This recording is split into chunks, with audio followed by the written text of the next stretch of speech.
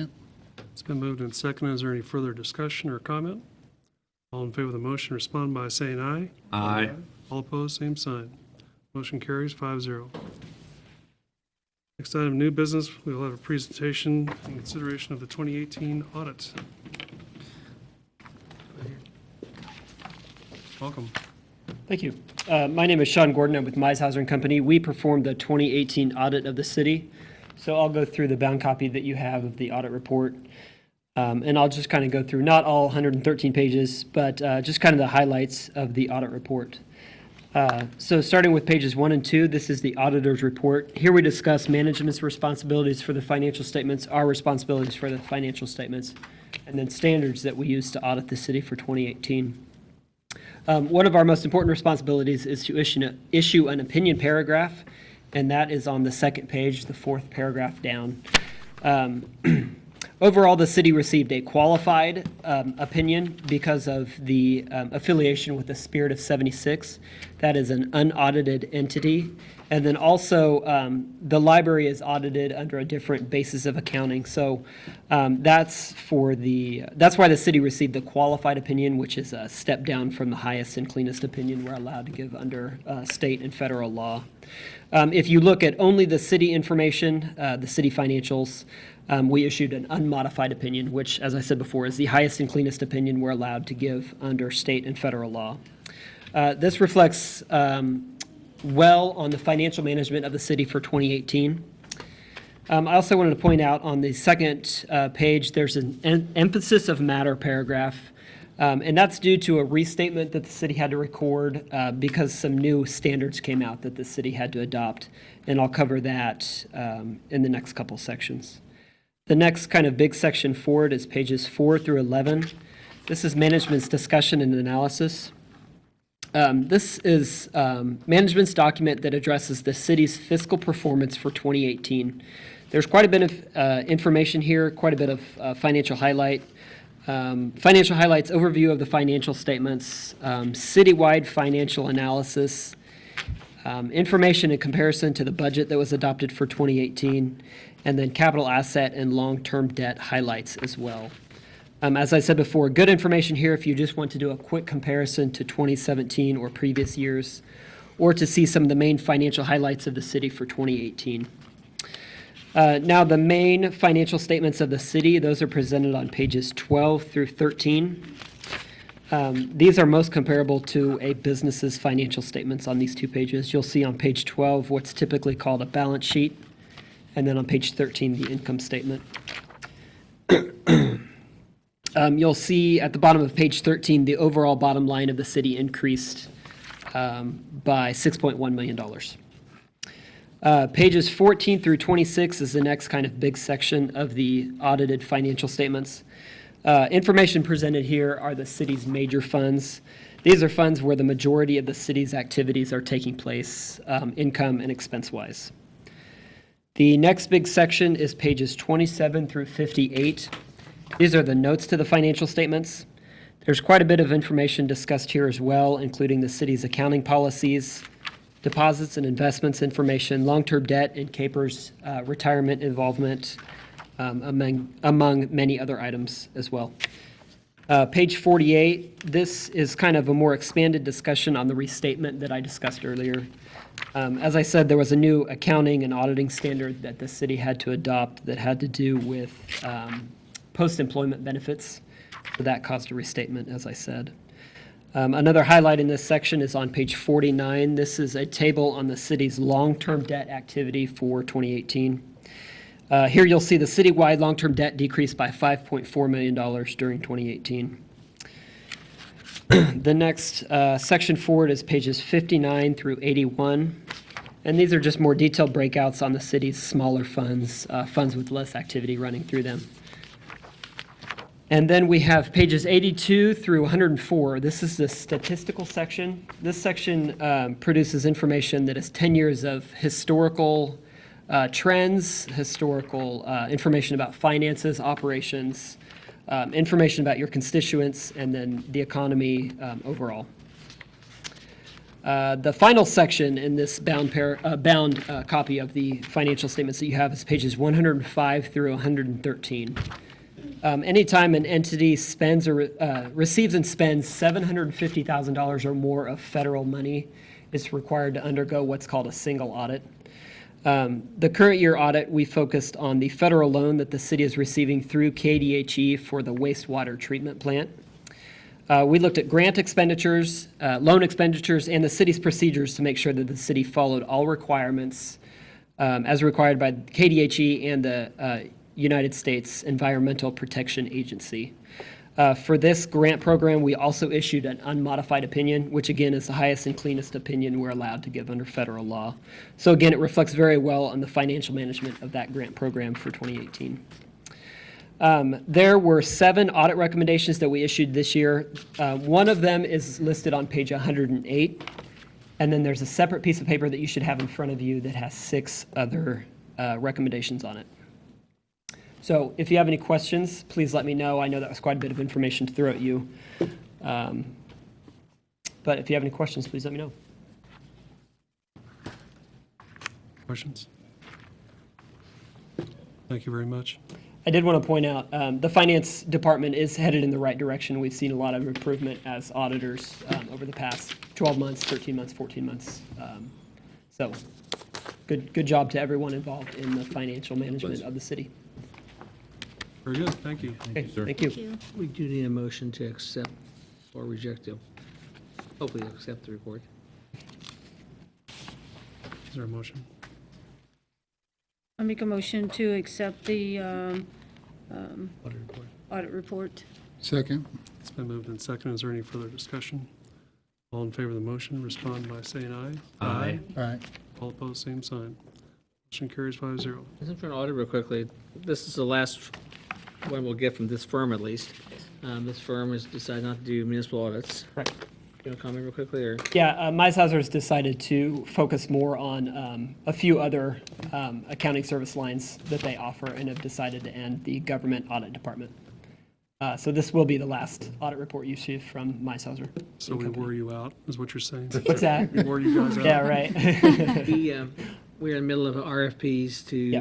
and by October 1, we're going to bring recommendations to the commission. We want to get started. They had about 3 cities our size, well, even bigger, Salina and I believe Pittsburgh, that they were doing, the firm was doing. So we hurried up to get out there because some firms don't want any more customers right now. So we're in the process and we're getting RFPs in this week. Great. Thanks for all your help. Thank you. Thank you. Next item will discuss a request to change city code to allow chickens in residential backyards. Mayor Landis and Commissioners, of course, last meeting, and we had to comment about, asking about chickens, and I did a lot of research. I've done, this isn't the first time that chickens have been talked about here or probably in any other city I've been in. I'm allowing chickens in backyards, and as I find out, there's cities that allow chickens, there's cities that do not. It's whatever city wants to do. I think I pointed out I followed some of the cities you looked at there. I believe if you're going to allow chickens, one is to be specific about chickens only because, believe it or not, ducks will follow.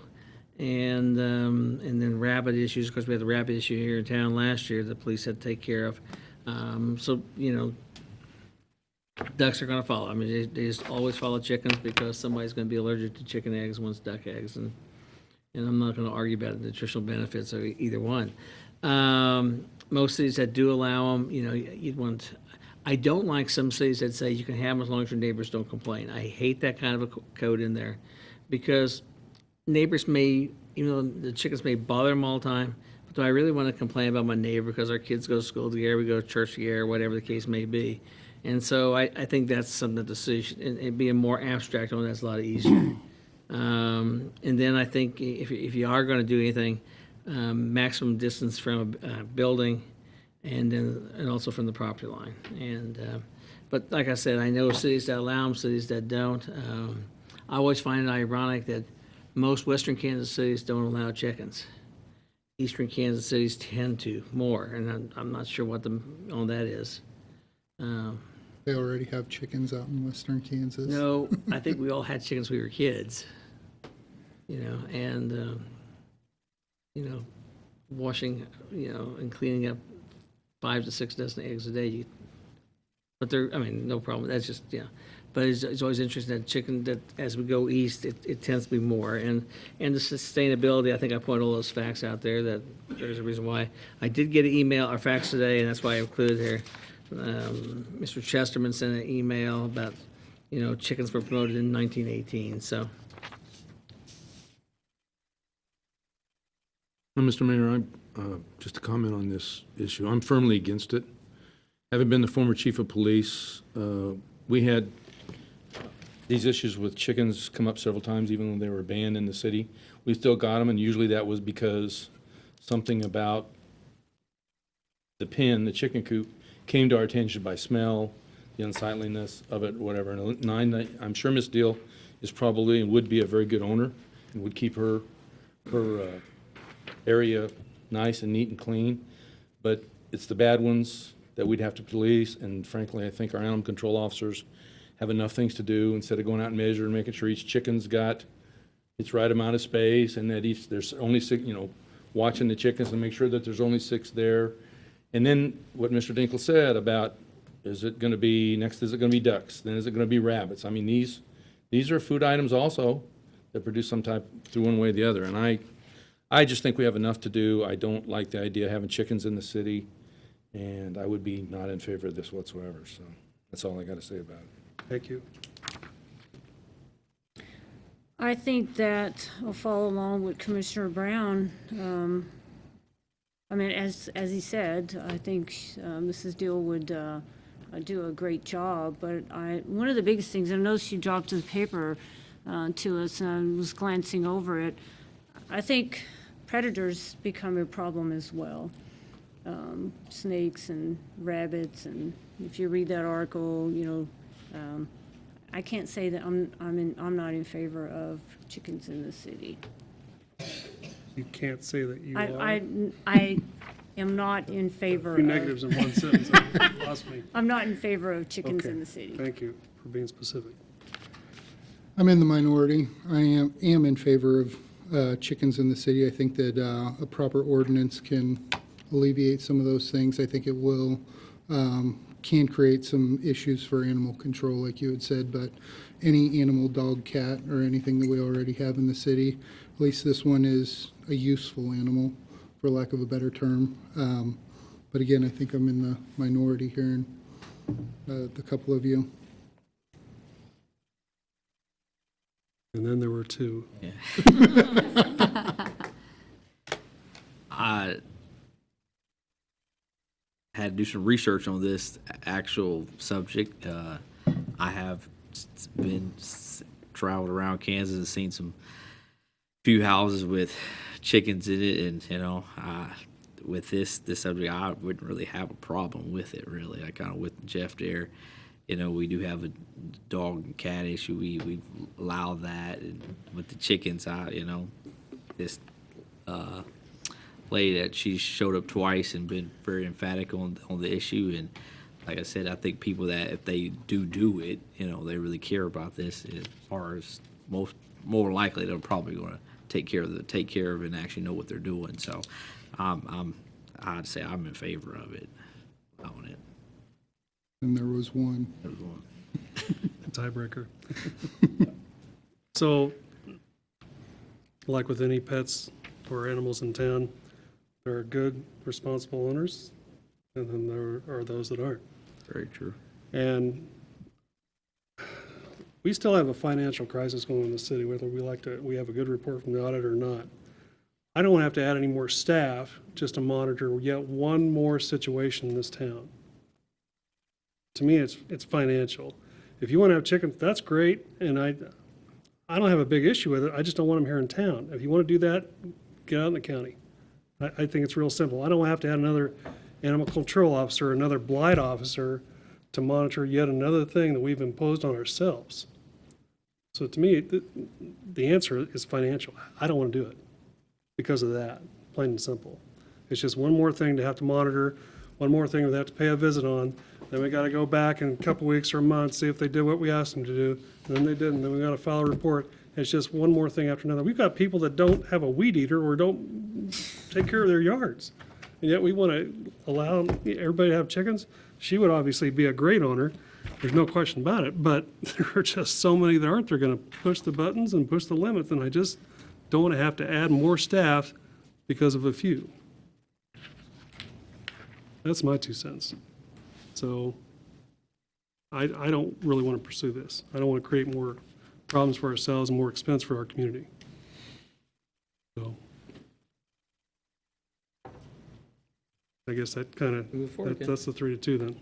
Well, no action's taken. We've got the next item on the agenda. Right. So we'll move on to item 3, discuss city-owned lots on 10th and Washington. You want, Rusty, you want to lead, or? We had a request from Mr. Godfrey to talk about making an offer on the lots at 10th and Washington. And we put stuff in the packet, and I believe Todd's here to speak tonight. Yeah.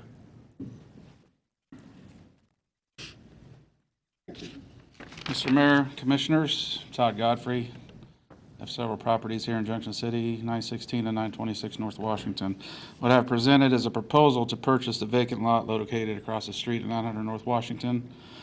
For me, I know the lot has been vacant for 10 years.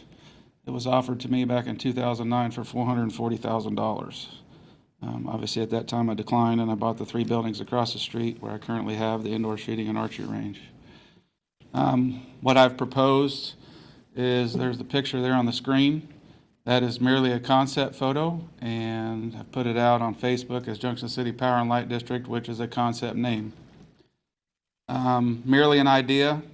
Working with Bobby Santacroce out of St. Mary's. He is involved in a food truck network through Topeka and Wichita.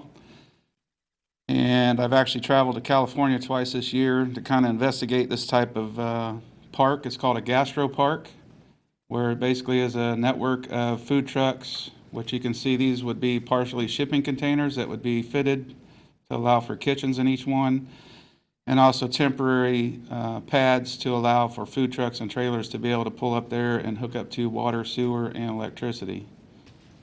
In the proposal, I've noted several things here, 8 to 10 different locations that would provide that type of different food from nationalities, from Puerto Rican to Cuban, German, Indian.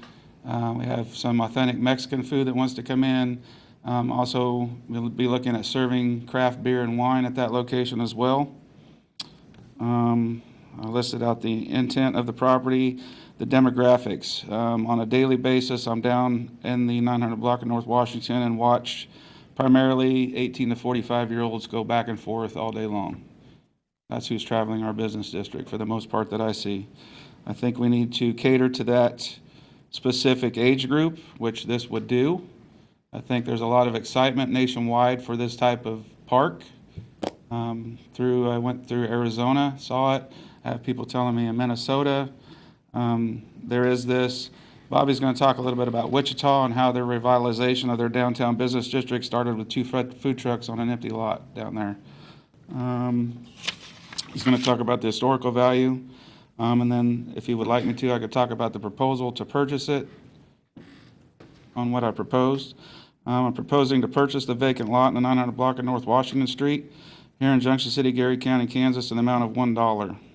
I'm also proposing that I would form a committee comprised of local citizens that would be called Godfrey's Gives, with the intent that organizations or citizens from this community could request funds from that account that would be dispersed on an amount not to exceed $500 a month for 60 months, which would be $30,000 over 60 months. I'm also requesting a tax abatement for that property for 5 years, which my understanding is through the NRP that I've used in the past, that the existing tax value would stay the same for that amount of time. The property taxes would continue to be paid at that amount. And at the end of the 5 years, the increase for the value of the property would be adjusted at that point. I know I'm talking to city staff. They have met with the zoning person, I don't know what his name is, over at the county building. And all the zoning is already approved for that location for everything that we're intending on doing. That's what I was told.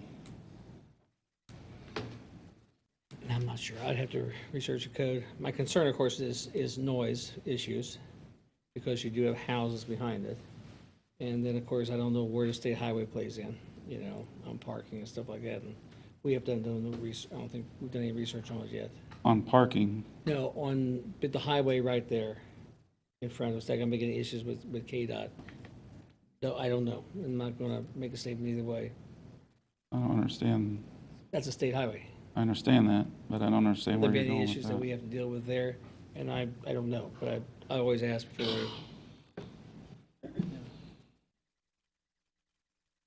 Anybody have any questions for me before I have him talk?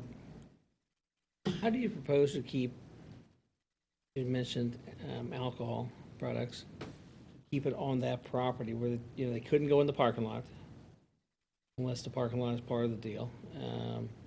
They couldn't go on the street, of course. Well, if you look at the photograph, there's actually a fence structure around the entire property Okay.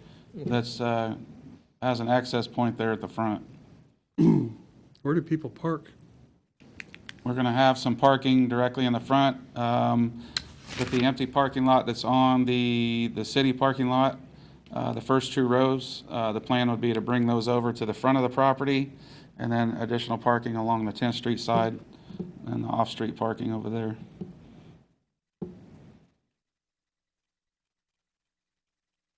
There's no secret. I put this out on Facebook.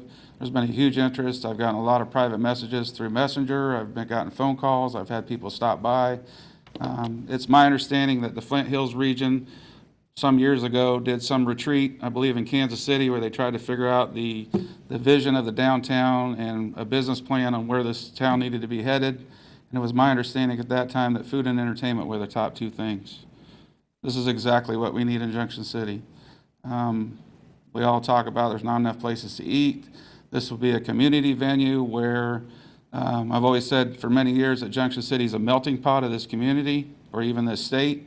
Even initial discussions with the different types of food that are coming is going to fall directly into that.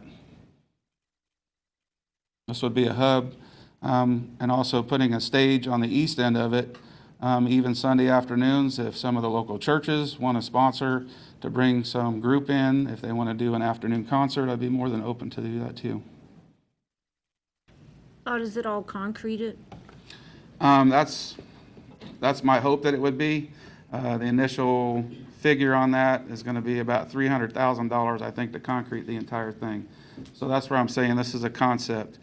Whether we use some concrete, some asphalt, some pea gravel in there to landscape with, there's going to be some different things. But basically the concept will stay the same with the outdoor seating. May even be a canopy that would be constructed over the entire thing, similar to what Jim Clark has for their hail nets, that type of material where it would still allow sunlight to get through, but would protect you from the elements. We've talked to several people about in the summertime to have misters inside there to allow maybe the temperature to drop a little bit, or even in the wintertime to have some radiant heat, and also maybe a gas fire pit in the middle of it. We're also, in talking with Bobby, looking at getting signed up with Grubhub or DoorDash, where citizens could actually get online through a Facebook page and order their food from each individual restaurant that was there, or food truck, whatever you want to call it, and would be able to have it delivered to their house. We're looking at maybe donuts, a local place here in town maybe would want to move there, a Black Rifle coffee truck. There's all kinds of stuff that people, I already have 6 verbal commitments from people here in town, 2 of which are restaurants that have closed here in Junction City that want to reopen. I've also met with Michelle Steinmates of the CVB. She said the CVB is all in on this. This would be great to draw people from even outside our area to bring people into Junction City. The Military Affairs Council, Craig Bender, I had lunch with him today. He also expressed his huge interest in this for drawing from Fort Riley and giving troops something to do other than spending their money in Manhattan. If I might, Go ahead.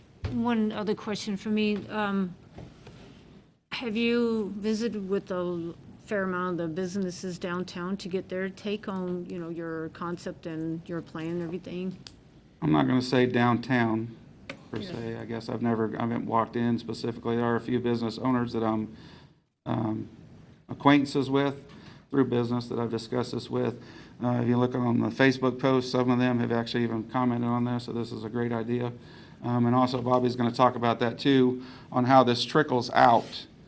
And our hope would be that it would trickle out in both directions, north and south on Washington Street, because it brings a demographic in of owners or people, investors that want to buy vacant buildings and redo the upstairs, the lofts, and either rent them out or move in themselves and put in a business down below.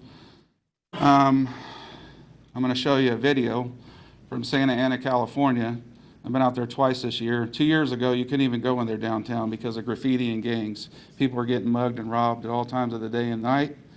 But 2 years ago, their city got all in on this and decided to change their downtown district. The vacant buildings, they made them take the signs down. They made them clean up their storefronts. They regulated the signage and made a small business culture that would allow growth through financial institutions and through regulation to allow for open alcohol on the streets. This was actually a Saturday night when we drove down through there. This is just one block, but I can tell you, I believe it was in April I was out there, and we actually walked all these, and these are businesses that are open till 11, 12 o'clock at night that have garage door fronts on them. They have specific stores where you can go in and buy stuff at 10, 11 o'clock at night. That's the kind of business culture I think I would like to see downtown, and I think there's a lot of other people that would too, because it's going to generate sales tax and it's going to generate property tax for this community, and it's going to take a lot of the burden off the people that live here. So we're not strapping all this tax on people that have residences here through the property tax. But I'll let Bobby talk a little bit more about this. But this was just one block of their downtown, and Santa Ana, California is huge. I'm going to say it's probably twice, I think it was almost 3 times the size of Manhattan. So this was just one block there. Their whole downtown is like this. The parking lot to the south, is that part of this? Where you park your van? No. That's not part of this, right? So you'd have that parking, that's all city parking. I don't know how many spaces are there. And in theory, you'd have people parking all over downtown and walking, a couple blocks to get And I want in. Bobby to talk about with the food truck stuff, because it's been his experience, been involved in this a long time, that a lot of times these food trucks get so popular that they actually start a restaurant, do a brick and mortar. And there's actually, I think, the old antique store at 9th and Washington. I was looking at that today. That would be a perfect restaurant, especially with something like this going in. So I think the vision, I've talked to staff 4 months ago on what we need to do to revitalize our downtown. I think we've got to change our thinking, and we've got to make it to the demographic of the 18 to 45-year-olds, because those are the people that are driving through there every day, back and forth. And you've got to draw those people, you've got to make things that are attractive to those people, and you've got to open retail to those people. Because I have a 20-year-old that doesn't even go to bed till 3 o'clock in the morning. She's up all hours of the night, but she's doing stuff. And this is the kind of thing that they're wanting. So that's kind of my vision. I know I've talked about it a lot. It's on my tag on my truck, Dream Big, but this is what we got to do. We have to do it. And this is just a start. All right. Well, that was a pretty good start.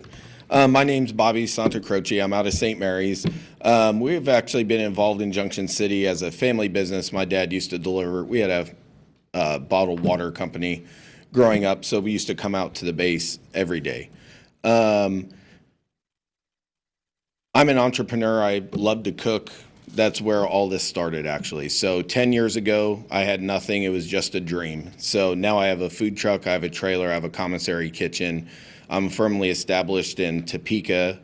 First it started in Manhattan. I mean, we go all over the place. I mean, we do weddings in McPherson, Kansas. I mean, it's turned into catering, all of that. But so if you take a look like closer to home, so down in Wichita, Mike Ramsey is a pretty big developer down there. What he did was he wanted to revitalize the downtown, and he wanted to come up with just one way that he could get some foot traffic down there. So what they did was they saw 2 food trucks, and they were like, hey, we need a permanent spot, so to speak, to set up so that we have place to go to work every day.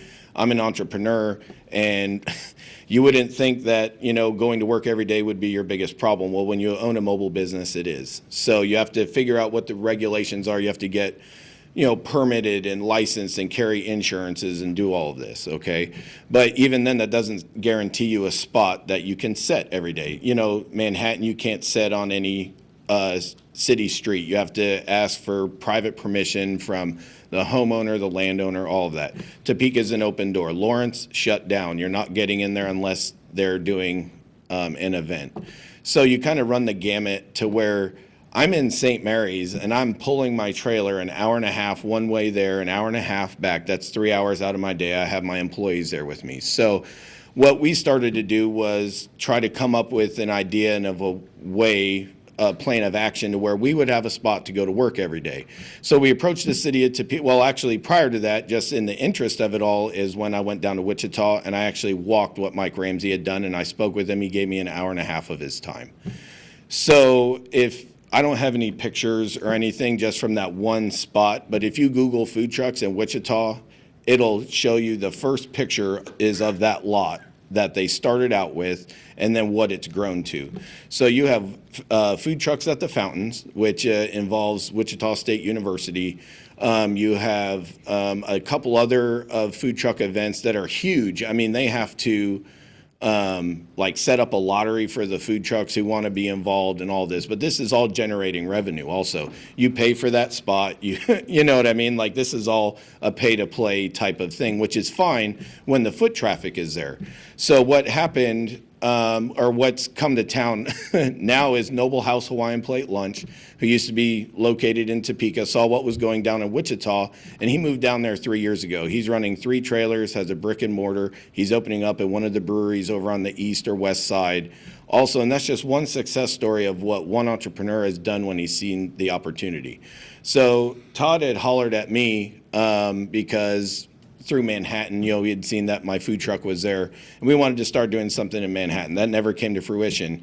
Then he approached me about bringing my food truck to Junction City, and we were looking around for spots, and we went with the city manager, and I believe that it was all the parks that would really be kind of used for this, at least in the city's perspective. Yet what we need is traffic, and that lot on Washington Street is perfect. I mean, it's absolutely perfect. I would want to be there every day.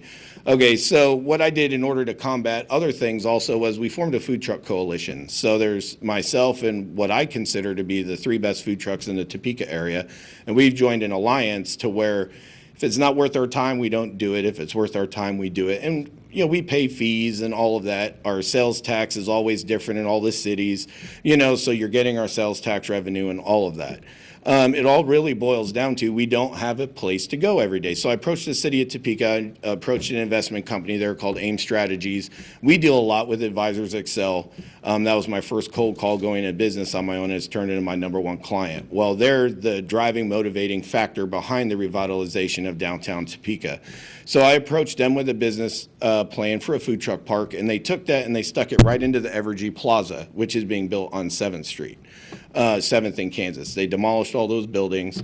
I sit on 2 of the steering committees for their Momentum 2022. So all I'm trying to tell you is that once I become involved, I'm invested 100%. This is how I'm going to make my money and how I'm going to provide for my family. With that being said, there's now another food truck park being built in Topeka also. It's at Rosebud Park, which is in the Noto Arts District in Topeka. Are any of you all familiar at all with the Noto District in Topeka? When I started with my trailer 6 years ago, this place, it was just a pipe dream and a hope that artists would come here and build these, there were these buildings you could get for $25,000, and you're talking 3 stories. They're completely dilapidated, just horrible condition. If you walk through there and took a drive through there now, it is ridiculous. There are at least minimum 2 dozen new businesses, okay? And with that being said, my food truck has always been a part of that. Every first Friday I've been there. We're a draw. Other food trucks are draws. We helped out with service crawls there where we take me and my crew, and this is not just myself, but you'll have another 100 people going through, we help revitalize area. Like I've cleaned alleyways for 10 hours on a Saturday with my crew on my dime. You know what I mean? Because if you're not part of the solution, you're part of the problem. So if you can identify a need and you feel that you can fulfill in that need, then I believe that there should at least be some effort given. Todd has come up with a way to where that lot can be a productive part of Junction City and also be a part of the community. I kind of want to read a little something that I'd written earlier just because I didn't know how nervous I was going to get.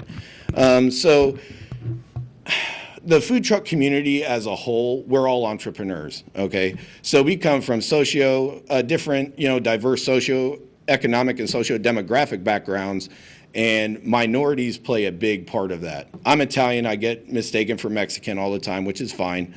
But minorities, they classify it as that it's just a small business. I consider a minority. We are in the minority. Like, we always need funding. We need this, we need that, okay? So with that being said, how can that be turned into a positive? It's because we show up, we strap our boots on every day, and we go out and we get to work. If we run into a problem, we try to go over the problem, around the problem, through the problem, under the problem. We try to solve that problem.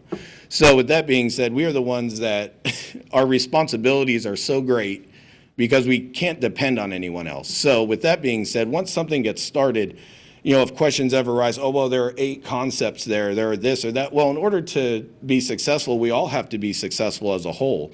So with that being said, if somebody backed out, well, I have enough equipment and enough staff and all that, like, I don't know, maybe we'll try ramen bowls in here for a month. You know what I mean? There's a whole pop-up and incubator and accelerator program that can be instituted through this food truck park, not just for foodies, but there are other types of vending opportunities opened up also. I don't know what type of artists or craftsmen or whatever are here, but maybe by the time it gets over, we're like, well, maybe we only need 6 food options. So now we're able to open this up to 2 now art vendors or whatever you want to say, someone else peddling their goods, however you want to put it. But the KC Iron District in Kansas City, it's still being built. This was another big project that Kansas City wanted to start, and really, I can't remember her name. I'm supposed to go up and chat with her, but when we slow down, so it'll probably be like January. But they have started this Kansas City Iron District, which is nothing but shipping containers. You can't get in there in a brick and mortar. You can't get in there in a food truck. You can't get in there in a food trailer. And what they are doing, they're calling all artisans and craftsmen and foodies and, wannabe and hopeful to be restaurateurs and all of this to where you can create a culture of entrepreneurship. So if people are saying there aren't enough, there isn't enough, this really gives you an opportunity to see if we can fulfill a need in the area. And also giving back to the community. Food trucks, truckers are amongst the most generous people I've ever been around. If people need help, there are pages that advice is given out, but then you'll see people who are set up like down in Florida, they'll have money wired to them. Anonymously from other food truckers. They're out there feeding people for free. That's another thing. Like anytime something bad happens, like I'm a part of a network called Barbecue Relief, and like if something ever came local and something bad happened, there is a network of us that will go out and feed people, and it's for free. You just go out and set up and you do your thing.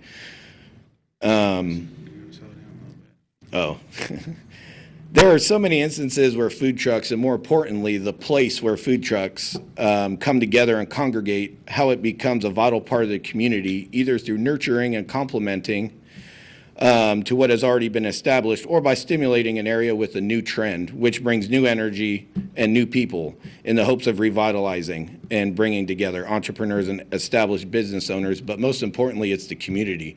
Without the community behind this, in which there has been a lot of action on the social media pages for this, to where, that's a good thing. If there's discussion about something, that means it's interesting and it's a good topic, that people want to discuss. So with that being said, the community is what's going to help grow this and help sustain this, because we're not looking outside of the box.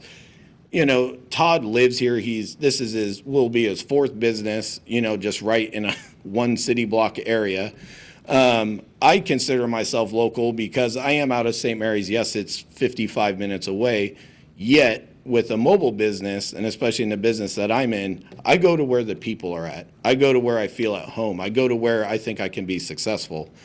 And there are so many things that you run into, and when you can be a part of something from the ground up, like you can really make it successful, because as long as you have the professionals involved, and that's just saying, the people that know what is going on or how to accomplish certain things when problems arise.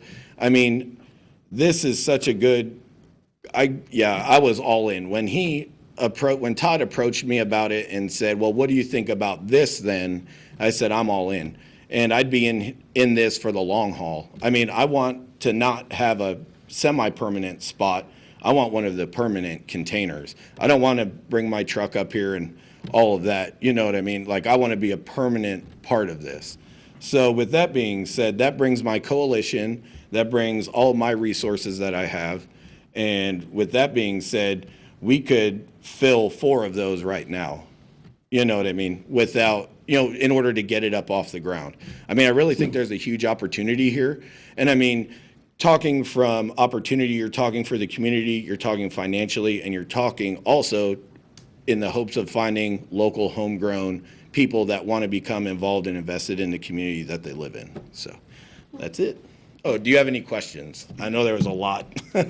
Like any specific, I mean, there's so many instances to where food trucks have helped towns. Okay, so South Carolina, North Carolina, they've started these initiatives where they've specifically opened up food trucks permitting to certain parks that have always been off limits.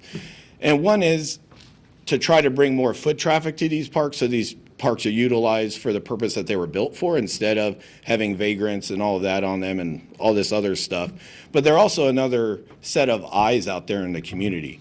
Now, they have asked these food truckers to, if they see anything, and that's part of the license package, is if you see something, you have to report it. So now you're able to cut down. You have another set of eyes in the community. I'm not saying that that would be needed here, but that's just another instance of where food trucks have come in a different way and been utilized as a positive thing. So, I mean, there are retirement communities that their whole community is fed off of these food truck parks. There's one down in Texas. Actually, Pop and Squeeze is part of our coalition. That's where he goes down and winters at. And he's right there. He's always sending me pictures. Oh, man, wish we had stuff like this back home. Hey, you know guys, what I mean? We have a lot of items to take care of tonight. Sorry, so- I'm done. Yeah, I'm done. I think the key issue is what do you want to do with the offer for $1? Basically, I mean, one, I think, one of my personal observations is one, there's a lot of issues with the noise that concern me from the neighbor, because you've got houses to the south and you've got houses to the east. And what issues there? I don't know what building and codes will look at the container issue. I don't know. I mean, that, from a zoning, building code issue, Yeah, restrooms and all that stuff. restrooms and all those other issues. I like the concept. Yeah, the a concept's lot. great. I mean, I go to a lot of big cities, and I was just in Old Town yesterday. Oh, And it's tremendous what's happened there since from when I was a kid, what it is now. So I think it would be a good draw especially for young people and people at Fort Riley, come into our town and do more stuff. And if it can grow more businesses, I think it's a really good concept. We need something, because we just haven't done anything yet. We've got a really good economic development director, but, retail follows other things. We have to get other real jobs here first, and retail follows that. I'm tired of waiting. So I think Say that one more we time. need, Retail what? we need to, Say that one more time, what you just said. Retail what? I didn't hear what you said. My mind was like, retail follows other jobs, manufacturing, things like that. And we need more here in town. We need people spending money here. And I think the concept is really good. Really? So well, the thing that I would like to say in response to your comment was, we already have the people here. Got understood. people begging for this stuff. And get on my social media, and just even tonight, people are starving for this, no pun intended. But seriously, I mean, this is a community gathering point where people can come and experience food from all over the world right here in Junction City, Kansas. And it's been available, that lot's been available for quite a while. And two, businesses, restaurants that have closed in this town, one very recently, one that was actually on that site when that stuff was tore down, they're gonna reopen. They both told me, I want in. And it does bring a ton of foot traffic. I mean, there's been, if you go downtown Topeka on a first Friday, like it only used to be in a 5-block area, if that. I mean, lucky if that. Now you go all the way down. Sorry. Well, I'm just saying, you go from North Kansas all the way down to South Kansas. It spans all 3 districts in the city. And I mean, it's just bananas how good the foot traffic is in a short amount of time. Again, like the mayor said, we don't have an over-numbering amount of people lined up to buy that lot. We don't have a huge number of people lining up at the gateway to Junction City to start businesses here, so I would be in support of selling this lot to Mr. Godfrey. One additional thing I'd like to say to Commissioner Fitzgerald, yes, I have met with some of the business owners that are not actually right next to there, but are existing here in town. One came down and met with me the other day. We went over and looked at the lot. They're interested in being involved to make sure it's successful. So there is some involvement from other business owners. I just don't walk up and down the streets asking people. I don't have time for that, for one. But the ones that have heard about it have reached out to me through social media or personally on my phone, or have actually even come down and sat and we've looked across there at the lot and talked about things. So there are people here in town that are existing business owners. Like I said, there's businesses that have closed. There are restaurants that are existing right now that are interested in coming to this location because of what this is going to do to Junction City downtown. And as the mayor and the vice have said, I too am in favor of the concept, and I absolutely agree that there is a lot of traffic that goes downtown. I'm downtown on my feet and legs enough that there's a lot of traffic going back and forth, and it probably is in that age group that you're talking about, 18 to 45.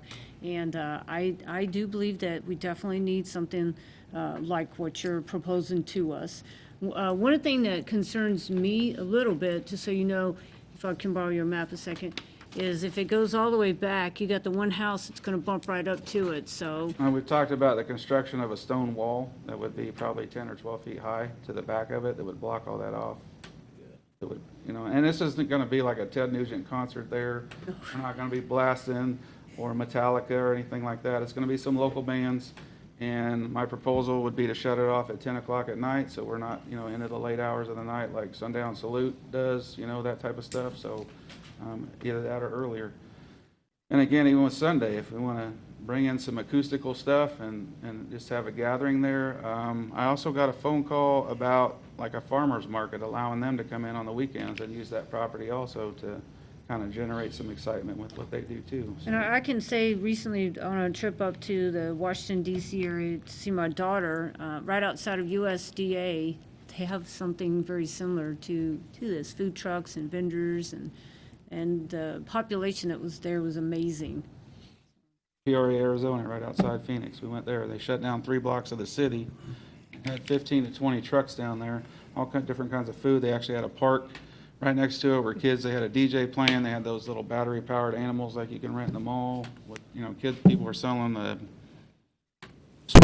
swing around things, and it was crazy. There was a lot of people down there just for that concept. So, and it actually, a Firehouse Subs popped out in there, a new restaurant that opened right in that area too. So do you think impeding the flow of traffic would become an issue?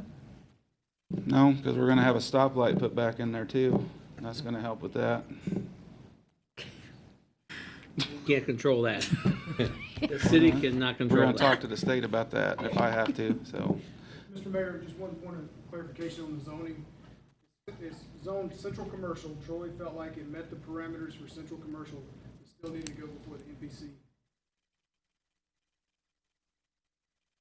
Which I felt like with the alcohol, I think that when they changed that law, that, I don't remember how long ago it was, you have to do the conditional use permit, like with the tattoo, when they changed the bar thing.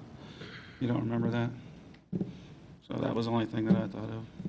What about seasonal, Todd? This is almost. That's what we talked about. Obviously, in extreme cold, it's going to be an You issue. mean like about But Late where October again, to March. well, then that's where you can order the stuff online and have it delivered, or if you're going home, you can pull up in there and reach over there and grab it and take it home with you. Obviously, you're not gonna wanna sit out there and freeze to death and eat it, but with the additional things that are available now in today's society, it's gonna allow it to run year-round. You just may not be able to sit directly out there and eat your food or socialize, but I think with the addition of thermal or radiant heat and a gas pit in the middle of it would allow some of that, but 20-degree blizzard is not gonna, you're not gonna be out there.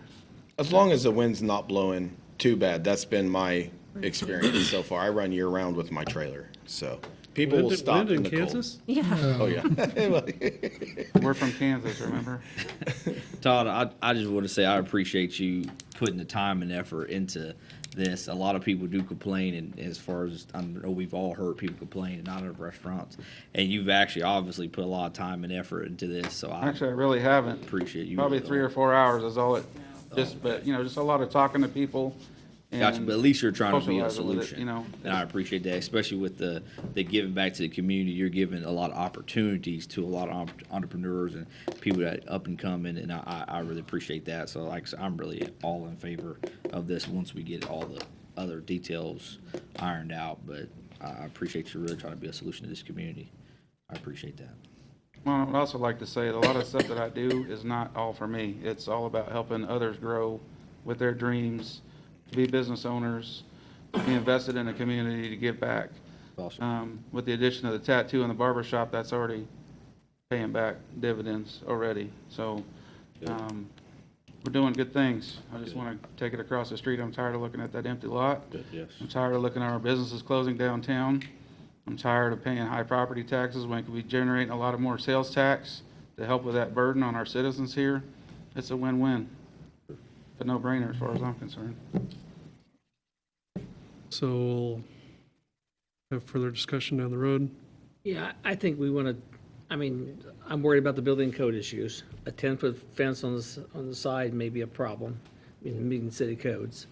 I think we need, building codes will need more details about, does our building codes allow these kind of units? From water standpoint and everything else, and again, I'm just guessing with some of these on the health issues as far as what's going to be required, and I'll let the chief handle that. That's his department. In the proposal, it says this proposal to purchase is contingent upon zoning and licensing approval. So can we go ahead and vote on it? Or do you need to do I'm not some sure more I'm ready to do research? all that yet. Mm-hmm. My other concern, of course, is the neighbors. I really am. We've I know had, city staff has been around and talked to the business owners that are directly around yeah, that area. I'm concerned about the residentials and how that would fit in there with noise issues and like that. I say that because we was at an event in Playground Park this summer, and a neighbor complained about the noise and wanted to know if they had, and the playground committee had not gotten a noise waiver, and we're taking a look at the whole ordinance right now. We will take a look at it, but the point is are they going to require, what are the neighbors going to think? Because like I said, if you live there, what's your attitude on that? And They're probably gonna be over there eating and drinking beer. I don't know, As far as the shipping containers, other communities are doing it. I don't know why we can't do it. If it's not zoned, then we need to get it that way. I don't know what, that, again, we got to make sure we meet building codes. And everything inside of those will be up to all the health code standard. The vent hoods, Anything by the everything. KDA, everything will be, all inspected and passed. We gotta do it. We gotta do something. Let's do some research. We're not ready to vote on anything tonight. I don't think at all. I think we need to check things out and make sure this is doable.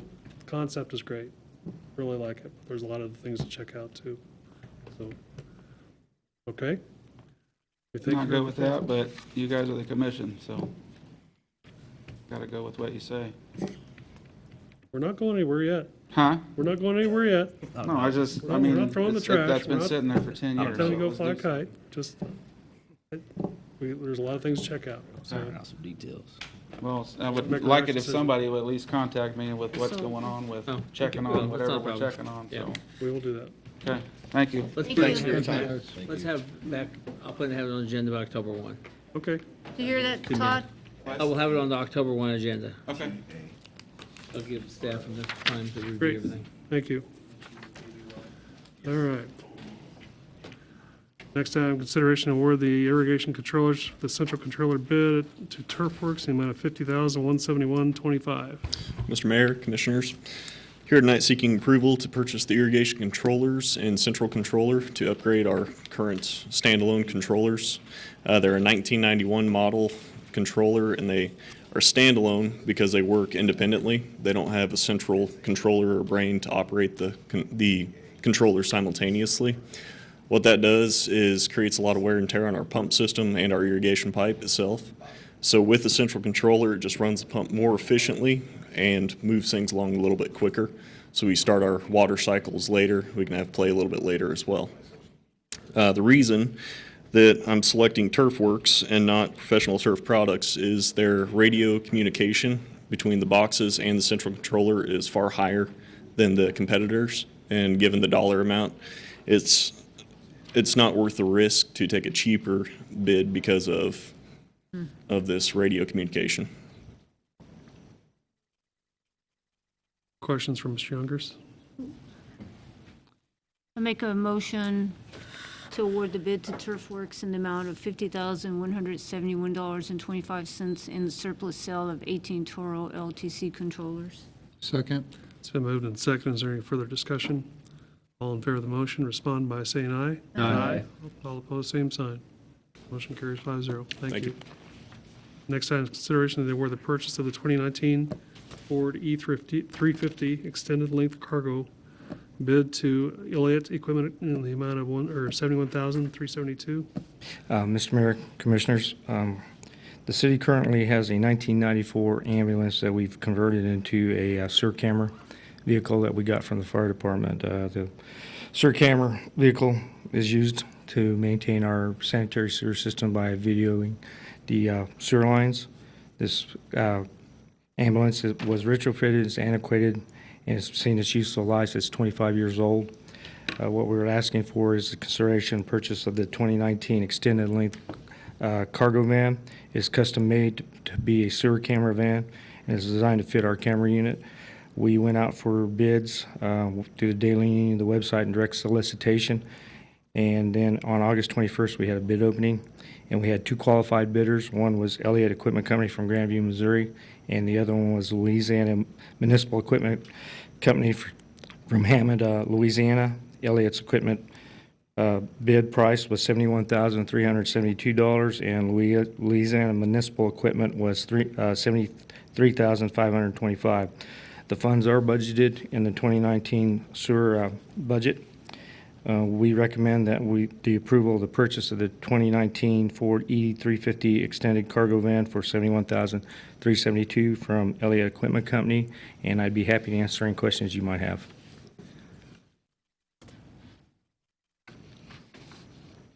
Is the sewer camera that we're using as old as the van that it's in now? No, the sewer camera's a year old. Okay.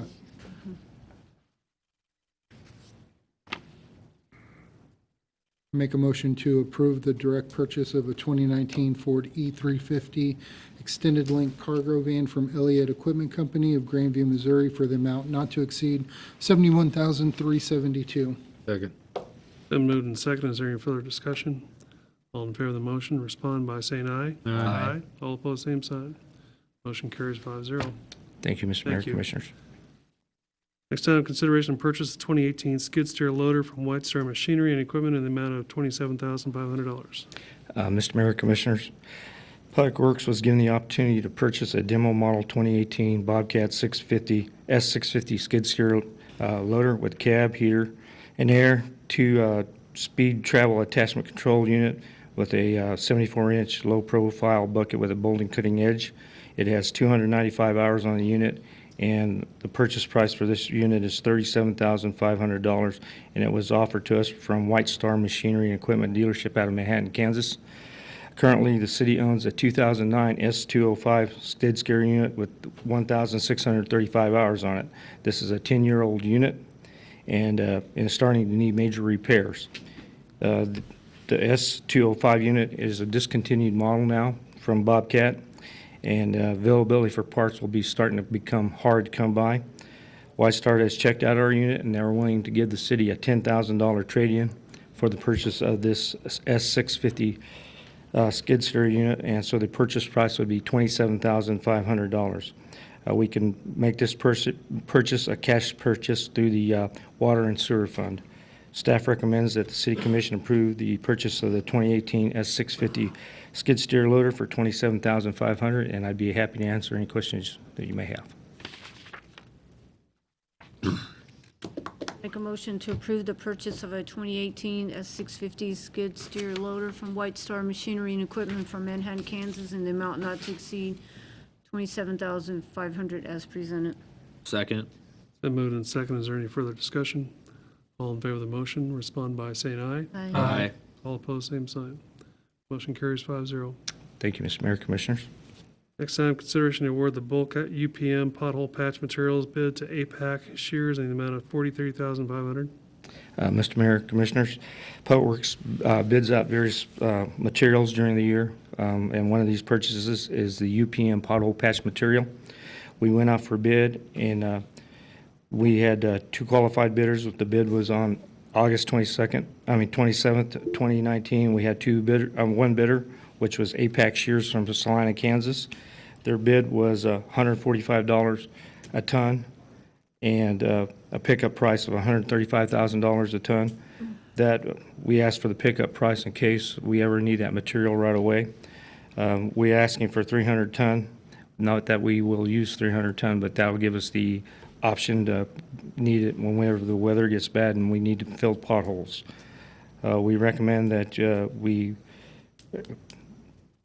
get the bid from APAC Shears for $43,500 for 300 tons of UPM material.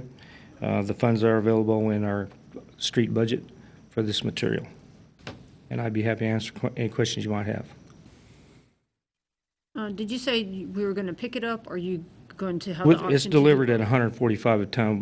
We typically do that because what it would cost us to go get it. But in case of emergency, we can go pick it up for $135 a ton. Okay, thank you, Ray. And how many tons a week are you guys putting out now in potholes? It just, if we have the time, it just varies anywhere. We can go anywhere from 1 ton to at least 7 tons, just depending on the manpower that I have available at the time.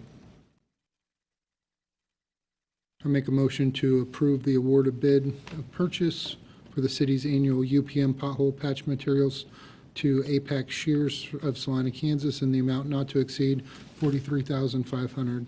Second. Been moved and seconded. Is there any further discussion or comment? All in favor of the motion, respond by saying aye. Aye. All opposed, same sign. Motion carries 5-0. Thank you, Mr. Mayor, Commissioners. Next item, consideration to award the bulk de-icing salt bid to Independent Salt Company in the amount of $51,396. Mr. Mayor, Commissioners, again, one of the other materials that we use on a constant basis is bulk de-icing salt. We advertised for bid, and we received 3 bids, and we received those bids on August 27th, 2019. The bids we received were Independent Salt Company from Kannapolis, Kansas, Central Salt from Lyons, Kansas, and Envirotech Services from Greeley, Colorado. Independent Salt had a bid price of $42.83 a ton. We were asking for 1,200 ton. They did not have a pickup price, but then I did call him, and he did tell me that as available, we can pick it up for $35 a ton. Central Salt was at $48.95 a ton. $45 for pickup a ton, and then environmental services was $175 a ton and a pickup price of $155 a ton. Funds are available within the street budget, and we recommend that we give the bid to Independent Salt Company out of Kannapolis, Kansas for $42.83 a ton, and I'd be happy to answer any questions you might have. How much did your price go up from last year? Oh, probably about $1, almost $1. Not bad. And we've got it in the past, right? What's Got that from the same, Yeah, same from, and we had no problem getting salt last year? no, we were able, we had, No problem some cities having, getting salt, and we never As Mr. Nichols said, last year, we ordered like a month in advance, and with the winter everybody had, we did have to make 3 trips up there to get salt. So, like I said, the price for us to pick it up is $35 a ton. I'll make a motion to approve the award of bid purchase of the city's annual bulk de-icing salt from Independent Salt Company out of Canopolis, Kansas, for an amount not to exceed $51,396. Second. Moved and seconded. Is there any further discussion? All in favor of the motion, respond by saying aye. Aye. All opposed, same sign. Motion carries 5-0. Thank you, Mr. Mayor, Commissioners. Thank you. Next item is consideration of the ordinance G 1246, amending the school zone table to reflect the usage of the H.D. Carnes building by USD 475. Mr. Mayor, Commissioners, basically we found out from the school district that they changed the times of the usage of the H.D. Carnes building, that when students would be going to it and leaving it because of new activities and how they're repurposing it as a magnet school. So the big thing is we just want to make sure that the school zone is reflected as the usage there. Questions? Make a motion to approve and adopt the proposed ordinance G 1246. 246. Thank you. Second. Been moved and seconded. Is there any further discussion? Roll call vote? Commissioner Fitzgerald. Yes. Commissioner Underhill. Yes. Mayor Landis. Yes. Commissioner Albritton. Yes. Commissioner Brown. Yes. Motion carries 5-0. Next item, consideration resolution R 2913, declaring the intent to purchase assets with a lease purchase agreement. Mayor, Commissioners, we wish to get your approval to seek a lease purchase. It will be for 2 items. One is the irrigation controllers for Mr. Youngers that he just presented to you. The other items are the 4 5-yard dump trucks for Mr. Ibarra. He's presented at previous meetings. The total amount of the lease purchase would not exceed $465,910. Happy to answer any questions that you have. I make a motion to approve Resolution 2913 for the lease purchase of an asset not to exceed $465,910. Second it. Been moved and seconded. Is there any further discussion? All in favor of the motion, respond by saying aye. Aye. All opposed, same sign. Motion carries 5-0. Next item, consideration resolution 2914, authorizing a lease purchase agreement with Clayton Holdings LLC. Mayor, Commissioners, this is simply to close a previous lease purchase for Mr. Gurman's data center. This just strictly grants us the authority to sign the documents and close the lease purchase agreement. I'll be happy to answer any questions. Move to approve Resolution 2914, authorizing designated individuals to sign on behalf of the city for a lease purchase agreement with Clayton Holdings, LLC, not to exceed $312,000. I'll second it. Been moved and seconded. Is there any further discussion? All in favor of the motion, respond by saying aye. Aye. All opposed, same sign. Motion carries 5-0. Next item, consideration to award the advanced metering infrastructure installation bid to Core and Main. Mayor, Commissioners, as you know, we had limited down to 2 vendors for our AMI for the city. And they gave a presentation to you at a previous commission meeting, and we had said that we would give a recommendation. Our recommendation from the committee is Core and Main, because we felt that they fulfilled the needs of the city the best. This was a committee recommendation, so I want to give other members of the committee an opportunity to speak as well. As you know, both made great presentations. We like both companies, and I've worked with both companies for years and years and years. You know, the total cost here is somewhat unknown yet, because as we get into the design of the project, some things are going to move a little bit. Number of meters. Are we going to try to move meters outside the buildings, and things that are a lot of unknown yet, but as you go through the propagation studies and everything else, again, I think both were fine companies, and we debated this a long time to come up with this decision. So what's the timeline for install for the city? We have individuals from Core and Main here. Maybe they could give an estimate. Sorry, put you on the spot here. I'm Preston Hodges. I'm the product specialist at Core and Main.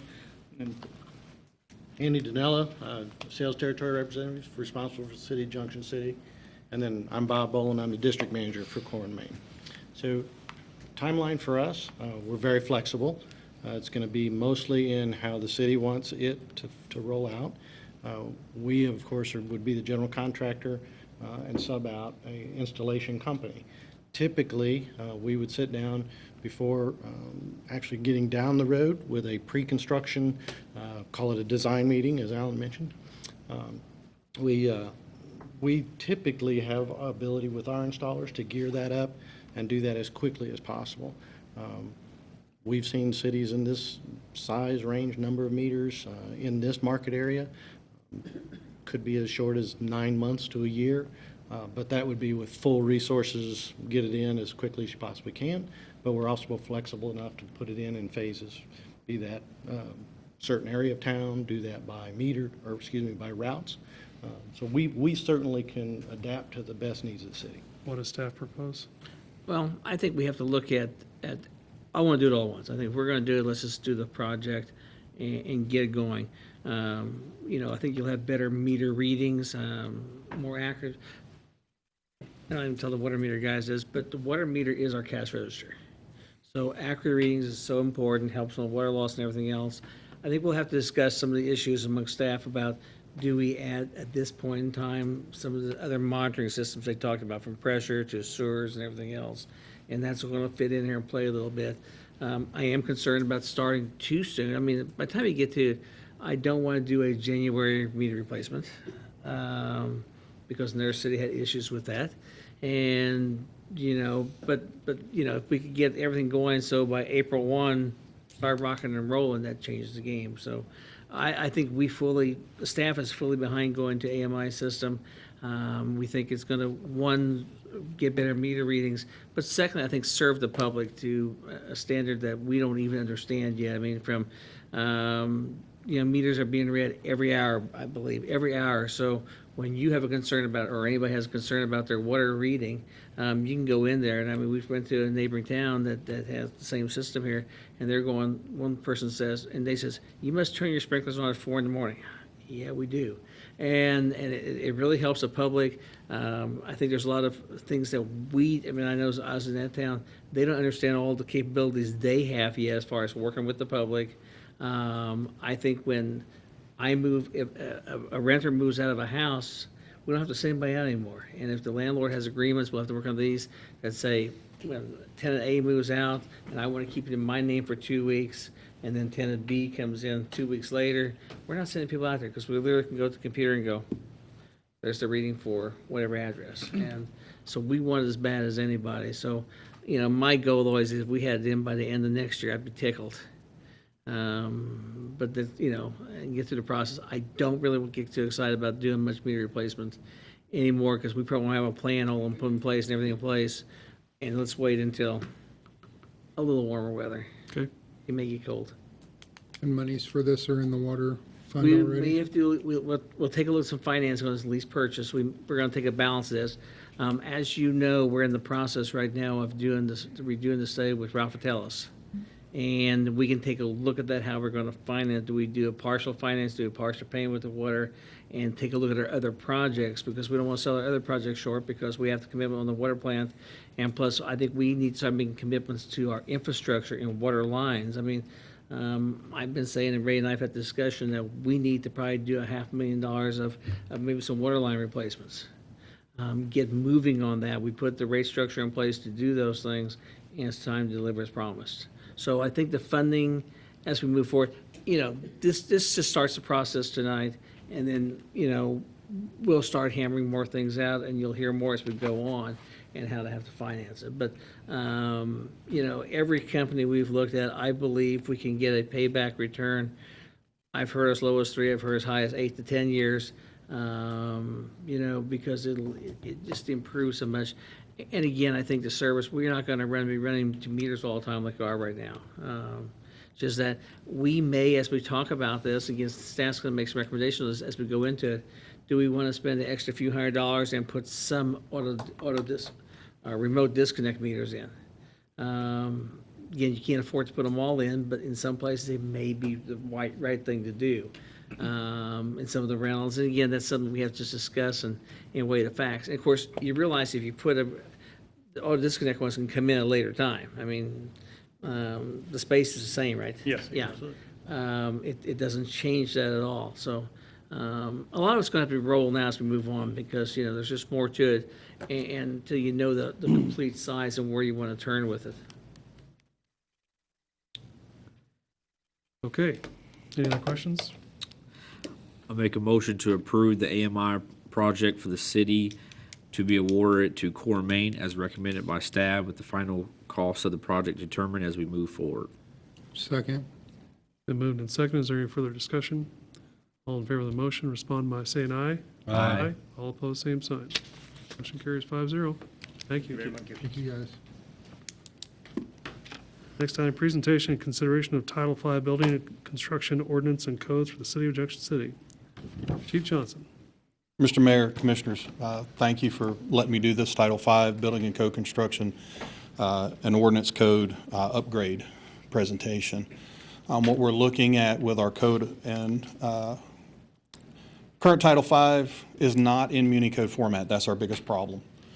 The Muni Code changes, there were 8 ordinance changes that were not included in this PDF. So we have 8 different ordinances that were approved in Title V, but were not added to that. Licensing of the professional trades was not up to current standards, and enforceable paths, we had none. There was no way to enforce the codes. There was no penalty for not following the codes. So we needed to upgrade and become more modern or more up to standard with our code enforcement. So when we look at Section 100, the code enforcement was put under the fire department. So the life safety code will be the fire marshal, residential property management will be code enforcement, and then building, mechanical, electrical, and those codes also be done by the building inspectors themselves, and not me as the code administrator. We broke it down to 5 types of permits: limited, general residential, commercial, demolition, and professional trades. Professional trades are your electricians, plumbers, mechanical, and those folks. When you look at our permitting process, one of the things is we don't get permits put where they belong. So one of the things that we're asking for in this is to require what's called a permit box. This is for any new construction or commercial construction because during those processes, there's nowhere to put a permit. So we're looking at requiring these as part of the contractor's responsibility. That way we can walk up, we know where the permit is, we can see the permit, any documents that need to be in there from any of the other agencies, KDHE, KDM, all those folks can be put on there. If you're doing a remodel, has to be visible from the street. It can't be on a side window or something like that. So that's really not changed, but it has to be viewable from the public. The other thing we look at is if you don't do it, there has to be some type of penalty. So the first offense is $25, put it up where we can see it. Second offense, $50. Third offense, in the same year, is $100 and revocation of your permit, and you get to start the whole process over.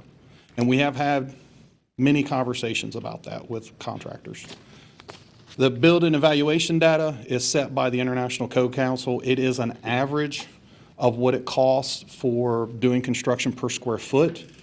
And we put this in because we have individuals that come in and say, well, I'm going to build a house and it's a $300,000 home, but I'm going to do it for $10,000. We needed something in there to give us the ability to make that adjustment. You know, you're building a 1,800 square foot home, it's going to be more than $10,000. And the same thing for renovations. What we're looking at there is a percentage. Is it a major, minor type of renovation? We've had an individual come in and say, I'm going to put a roof on my house for $14. That's not a valuation. So those are the things that we're looking at. And the other thing is, one of the issues that we ran into is going to work before you get your permit. There have been at least 4 times since I've been code administrator that this has occurred. So the violations, as you can see there, okay, just lost it. Went way back, didn't I? Sorry. That's going backwards too far. Just lost the whole routine, didn't I? Doing so good too. There it is. First offense was $250, second offense was $500. The third offense in the same year is $1,000 in revocation of your contractor's license pending a hearing with the appeals board. So this is in the same year. So we have had contractors now, I know a couple that have done work and not gotten their permits. We were dealing with one here recently in the commercial district. So we need to make sure that they understand that you have to get a permit so we can do these type of things. Then we put all the fees in one section. Throughout the Title V document, the fees were everywhere. So depending on what fee you're looking for, you didn't know where to look. And then also a lot of these fees were repetitive. So we just put them all in one document. So that way if we have to adjust fees, we can. Plan review. Our plan review hasn't changed. Any home over 3,000 square feet is a $150 plan review. That's the fee, because these homes are huge, and we have to look at the whole scope of it. It's almost looking like at a commercial building. But anything under 3,000 square feet takes about a half hour to review the plans. So there's really no need to charge a fee when we're doing the permitting process. Repairs to structures, we've listed things that you don't need a permit for. Let's say you have to replace a hot water heater and you're replacing an electric hot water heater for an electric hot water heater. There's no need for a permit for that. But there are things that you have to get a permit for, and you have to have an inspection for. And that's where we've defined that better than what was in the previous code. Because that was the big question is, do I need a permit for this? What are you doing? I'm replacing a light fixture. And then inspections. It is the responsibility of the contractor or the trades professional to call for inspections. When they don't call for inspections, again, we need a mechanism to get their attention. And that happens on a regular basis. We still have that issue today. The other thing is a code appeals board. Prior, we had a contractors board. We changed it to a code appeals board because they deal with the code itself, the mechanical, the electrical, the building, the residential code. And this board will be the people that would go to if you have, like you discussed this evening, a possible new method of construction. Is it acceptable? How do we know it's acceptable? Who's going to help us rule on that? This board is designed to be a board of 9, 2 from each of the professional trades. So that would be 2 master electricians, 2 master plumbers, 2 mechanical, 1 residential contractor, 1 commercial contractor, and a structural engineer. We'll bring you 3 every year because they have a 3-year term. We'll bring you 3 every year. So that way we're not hitting you with 9 people at one time. Plus the board maintains a little stability, as much stability as we can when we're looking at issues. So with that, we have the members' expiration, and what we're planning to do is as they come on board, be 1, 2, 3, 4, 5, 6, 7, 8, 9. So we'll set the odd year and the even year of who gets expired on what term. One of the things is they don't have the responsibility of enforcing code or making changes to the ordinance. That's my responsibility. They can make recommendations, but they cannot come up to a contractor and go, you don't have to do that. So it still maintains that they are the appeals board where if you have something, you can get that looked at. The other thing is the big conversation is contractor license. KSA 12-1508 through 12-1557 stipulates what needs to be done.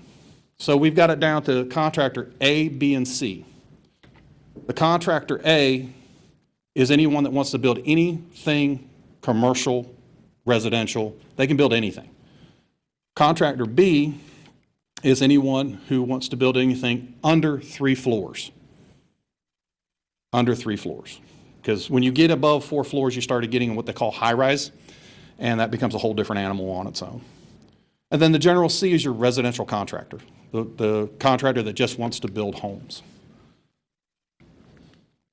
Then you look at what they need to do. Again, a new contractor according to KSA 1508 through 1556 or 57, here's the testing that they have to do. Now, if a general contractor has a bachelor's in science in construction, has architectural or anything like that, and they want to build a commercial building, with this change, we can accept that. But prior, I had engineers wanting to build a building, and you have to go get your contractor's license because our code doesn't allow that. So, contractor D and E. These are for our long-term contractors that have been here for decades, for years. This is their way of getting relicensed. So your contractor D is anybody under 3 floors. They can, multi-commercial, they want to build a strip mall, they want to build something like that. That's where these guys come in. And then your E is your standard residential 1 and 2 family. The changes is for the D and E is at application for this year is what we're proposing, 31 December 2019, if they can provide proof in good standing as of 1 January 2006. And the reason for that is, one, the city did a major software change in 2005. The state accepted the ICC totally in 2006. So we figure that's the best one. So if they can bring a proof of licensing, business tax, or an IRS forms to us, we will consider that as being waived to be licensed as a contractor D or E. Now that means they're only licensed in Junction City. They're not licensed anywhere else. If they have their scores, they can go to pretty much any city or county in the state of Kansas and get licensed. But here for Junction City, that's what we're looking at. There's also specialty contractors. We ran into this issue with the new multimedia, cellular, telephone. We get calls from these type of communications engineers wanting to get a permit to do work on these towers. Well, you have to get your general contractor. I'm a communications engineer. We don't have anything. This will add that for them. And industrial specific. One of the examples would be one of the devices that Campso put in their building out there. It's huge. They needed an engineer to supervise that. We allowed it under the general contractor because we didn't have any other way of doing it. So now we have a way to issue a license and a permit and allow those specialty contracts to happen. Then we have the professional trades, a combination. We actually have professions that combine one of those mechanical, electrical, and plumbing and fuel gas qualifications. Most of it is the fuel gas and the plumbing. So we need a way to license them to make sure that they're properly licensed. If you have a plumber, is he licensed to do gas? Or is the mechanical also a plumber and gas? Because when they come and put in your furnace, it's a gas furnace. Who does the gas work for them? So we'll be able to do that now. And then master electrician, master mechanical, all that's based on the state KSA. And then, again, we get into the plumber, and it's either a plumber with fuel gas or a plumber without fuel gas. They have an option there in testing at the state. So if, again, they can show good standing as of 1 January 2006, so if they've been in business prior to 1 January 2006, we can license them. Again, they're only licensed in Junction City. However, after 2006, they're going to have to provide a block score. So that's where we're at with that. The application, they bring it in. And again, the continuing education part of it. 12 hours every 2 years. And we're going to sponsor 12 hours every 2 years. We will provide it. At least once a quarter, there'll be a class. If they bring in training, and it can be justified training. In other words, you go to an ICC class, or you go to, if you're heating and mechanical, and you go to whatever product you're selling, they do a class. That's continuing education. Electrician finds out there's a new electrical panel out there, and he goes to that seminar. That's all continuing ed training. CPR, first aid, OSHA safety, all that counts. So they can get their 12 hours and stay. And if they license, the 12 hours is over 2 years. So if you license at the end of 2 years, then you start over. So if you come in December, and license, then you have 2 years of Con Ed to do. Let's say you come in, say, December 2020. You finish out your year, get as much as you can. When you renew your license, we'll go from there. Because it may not be possible to get the 12 hours. Also, the big thing is, and this was in the old code, but I wanted to make sure this was noted, a license pursuant the provisions of this are not transferable. According to the state, if you tested, you're the contractor, you cannot give that license to somebody. No one inherits your license or given your license or anything like that. The responsibilities, again, they have to make sure all the work is permitted properly, make sure they call for inspections, for the rough ends, their finals, their certificate of occupancies. We still have some that don't do that. In the Title V, we found all of these things as majors. There are some minor changes, just some wording to update it. But I feel it's a solid document. And I feel that this can move us forward and provide safer structures for the community and make sure we're doing it right. Any questions? I know in the past, there was some issues getting and keeping people on the contractor board. Do you foresee that issue on the appeals board? I'm confident that who we put on the appeals board, if someone does leave, we will be replacing them properly. So if someone moves on, retires, doesn't want to be on the board, all they have to do is let us know. I go through the process. I get 3 names, bring them to the city manager. We present them to the board who our recommendation is. You approve them on the board, they're on the board. Are you soliciting people now for that, or is it an application process? I've reached out. I think the only thing we're lacking is probably one more master plumber and I think a mechanical. However, if anyone is interested, please bring me a letter or something that you're interested. It's wide open right now, but I do have a good list. I'm very impressed with some of the ones that have come forward. We do have some very experienced and knowledgeable people, so I'm happy with that.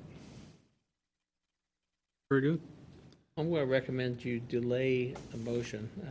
I just got to look at there. There's no signature page for the sign it, and we have the ordinance number is G1247, but just to any confusion, let's just delay it as part of the old, table it till the next meeting, and be an old business for the next meeting.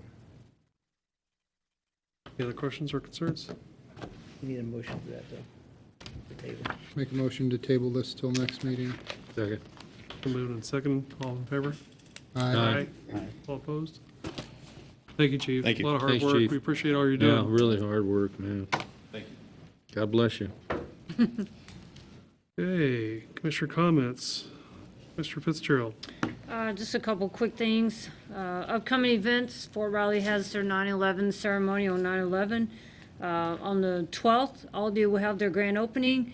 Also on the 12th is our next military affairs meeting. That's at 4 p.m. at the chamber.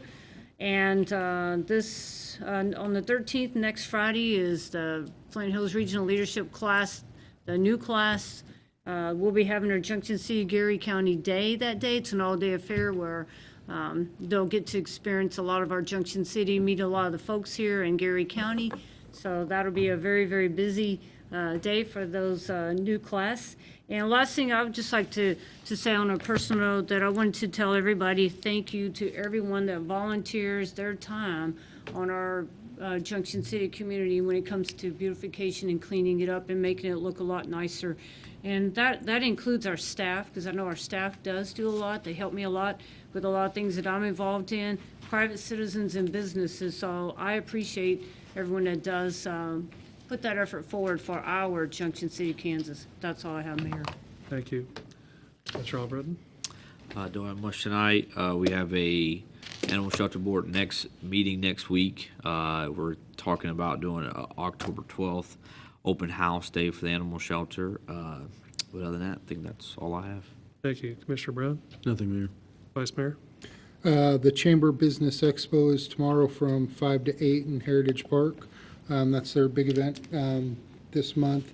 And then also congrats to Ms. Miller on the good audit and the comment about the finance department being in good hands and in better order. So congrats. Well done. Thank you.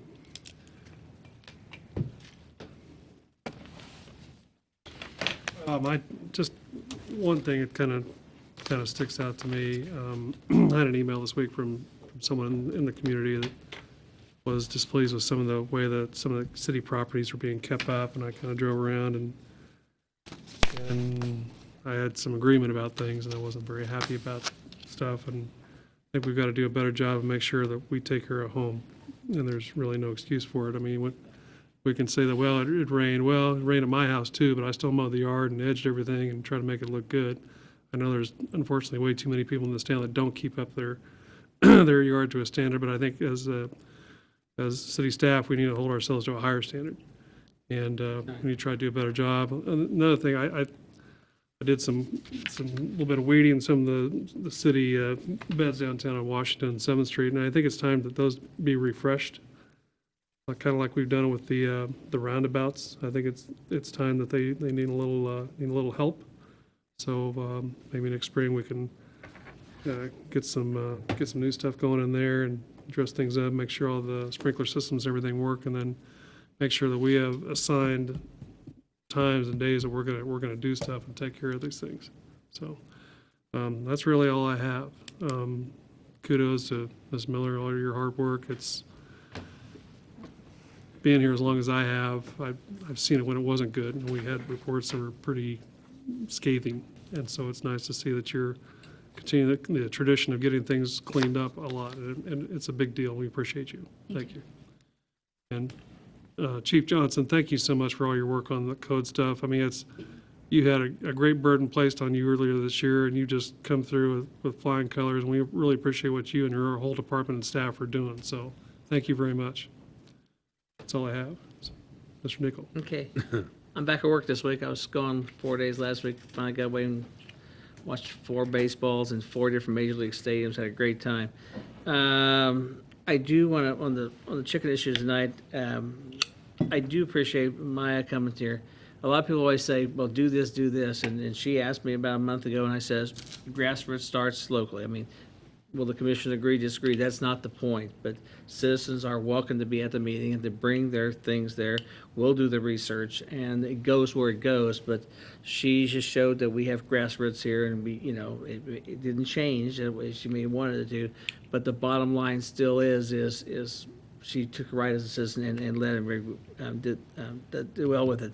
Sales tax number, or the sales tax, Lindsay has said about sales tax numbers, but I'm going to talk a little bit about the sales tax vote again, how important it is. A lot of people at last meeting stuff gone in the media, and people say, we're going to have a 16% sales tax. No, the 9.75 we have now is going to stay 9.75. It's not going to get any greater than. The only problem is under state law, the 1% ends on December 31, 2020, and by state law, you can only do a 10-year sales tax, and so that's why it's being done. Status quo will be the same. And I was just looking through the audit report, and the numbers we've seen before from Columbia Capital is that, we are under the 30% debt limit. I keep hearing that we had to have, yes, the city had special legislation back in the early teens. We're not only below the 34%, we're well below. We're in that 22, 23% range. We're below that already, so we've hit those things. Sales tax renews. We think we have some opportunities to refinance some bonds early next year, and we can become more aggressive and get the debt paid off, and still be able to do all the infrastructure we have been doing, the streets and the street work, and Ray's been on top of that. It's just what we do this year. You could see, I mean, we could do more. I mean, we understand that, and I always have said, and people laugh about it, the most important streets are one in front of your house, and so until we get everybody's street, we're not done. I get that, but we're also been hitting major areas. I'm very proud of that. So that's all I have. Great, thank you. Mr. Stites? Nothing at this time. Ms. Miller? Nothing, sir. Ms. Melton? Nothing. Mr. Fitzgerald? Captain, thank you. Chief Johnson? I do have one thing, Sure. sir. Last I heard, our 2 members that were deployed with the task force They are, I think, by now, they should be in Georgia, on their way to the staging point for the hurricane. The task force sent 42 people from the state of Kansas to assist with what possibly is going to happen. The hurricane is stalled just off of Florida, so they don't know what it's going to do. So we're waiting to find out on that. But I'm very proud of our task force. Took less than an hour for them to be ready. Wow. These guys are phenomenal. We have technical rescue for structure, water, just about any occasion. And the team is building, and they're very strong, and I'm very proud of them. Can you give us their names again? Yeah, we have firefighter Jason Lankus, who is the team leader, and firefighter paramedic Adam Powers. We sent our team leader because this would be great experience for him to see how the big picture works. And he's also been through the task force leader course. And then Adam Powers is a paramedic, and they prefer us to send a paramedic when we can. So I'm very proud of both of them. I'm very proud of the whole team because the remaining team members are standing up, and if we get called, they're ready. I always say, if they get called, just get out of their way. They get together, they get it done. So I'm very proud of them, and thank you for allowing us to do that. Very good, thank you. Mr. Ibarra? Thank you, Mr. Mayor. Mr. Peterson? Mr. Youngers? Mr. Varnado? Nothing? Varnado? Yeah, he told me it was Varnado, so that's why. No, I couldn't, I never know. It's Rusty B. Rusty V. Varnado. Rusty B. Varnado, got it. Rusty B. Mr. German? Nothing, thank you, sir. Make there a a motion. Make a motion, we adjourn. Second. All in favor? Aye. And we're out. Thank you. How the heck do you Experiment said something about some door sheet opened up for. That's how mine is.